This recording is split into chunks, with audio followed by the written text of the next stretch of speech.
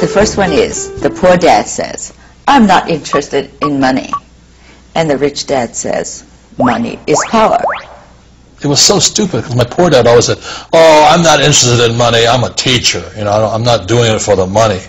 And my rich dad would go, well, if he's not interested in money, then tell him don't pick up his paycheck.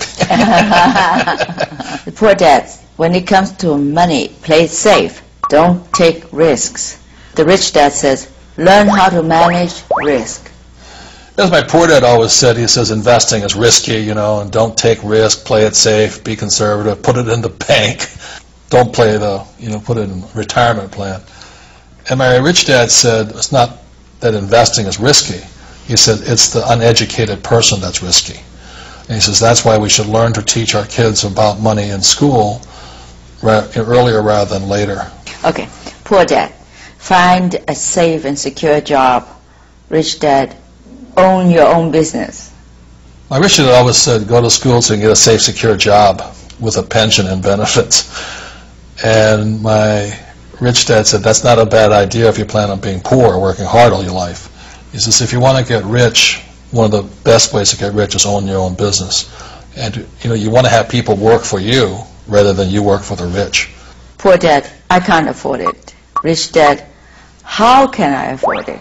My rich dad always said, poor people say I can't afford it more than rich people. He says, the moment you say you can't afford it, it's like turning off the light switch in your brain. It doesn't have to think anymore. Instead, my rich dad said, ask yourself, how can I afford it? The moment you say, how can I afford it, you turn your light switch of your brain on and you have to think. To me, this is a very important thing I learned from your book. Poor dad says, my house and my car are assets. And the rich dad says, my house and my car are liabilities. Very simply, my rich dad said, assets will put money in your pocket whether you work or not, and liabilities will take money from your pocket whether you work or not. Never call a liability an asset. That's what gets you in trouble. So when people say, well, my banker said, a house is an asset, I said, your banker's not lying to you. He's just not saying whose asset it is. It's the bank's asset. Because every month you send the bank a check, and that's how you know. And a car too. Same. That's right. All right, it's fine to say that, you should invest, but people are scared of going bankrupt. That's worldwide. Everybody's afraid of it. But you look at the cause of it, it's caused because of lack of financial education. So the problem is that our school system has never taught us anything about money. So that's why people need to be careful and start demanding your school systems teach your children financial intelligence as soon as possible. Money is an evil. Ignorance is evil. 说到让学生们尽早接受理财教育，罗伯特和夫人可不是纸上谈兵，他们早就行动起来了。措施之一就是为世界各地的学校免费提供他们设计的网上游戏。夫妻两个虽然没有小孩，但对教育都十分重视，他们会继续亲密合作，向年轻人传播金融投资知识。How did you two meet? We met in a bar in Honolulu. And she wouldn't go out with me. And I kept asking her out. He did. He asked me out for 6 months. He was a very, very good persuasive salesperson. Very good. I finally said, yes, I'll just go out for a drink. And we've been together ever since. And it's been 20 years now. Yeah. And she's my best friend. She's my business partner. And like I say, I didn't marry her for her cooking ability. My mother always said, if you don't want to spend your life in the kitchen, don't learn how to cook.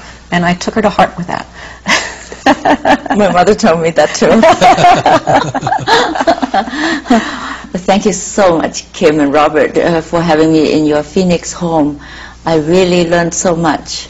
I'm sure my audience will learn a lot too from you. Oh, thank you so much. Thank you so much for coming. Yeah, thanks for allowing us to share information through your network. I greatly appreciate it. Robert 小的时候不愿意做老师，但是今天他与夫人就是要教育人民，教他们什么才是正确的金钱的观念。智商很重要，财商也不能够少。他们强调，如果你像穷人这样思考问题，不论你赚多少钱，还是会把钱全部花光，一无所有。所以不要为金钱工作，要让金钱为你工作。好，今天的节目到此为止，再见。